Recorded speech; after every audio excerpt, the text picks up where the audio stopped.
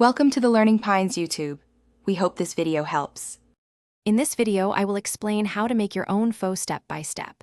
Start by gathering bones, aromatics, spices, and fresh herbs, then roast and simmer bones for a clear, flavorful broth. Skim foam regularly and toast spices briefly to unlock aroma. Prepare rice noodles al dente, slice proteins thinly, and arrange garnishes like lime, basil, and chilies for bright finishing touches. A rich, clear broth is the heart of pho, so take time and attention.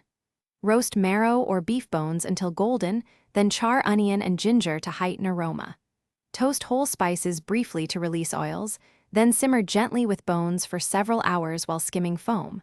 Strain carefully and taste for seasoning with fish sauce and a touch of sugar to achieve balanced, savory depth. If you are finding this helpful, please subscribe and like so I can keep sharing useful recipes and tips.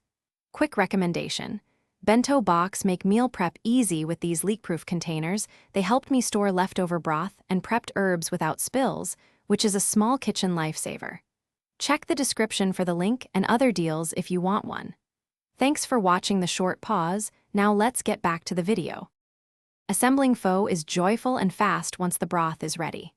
Cook rice noodles until tender, then rinse to prevent sticking and keep them warm briefly.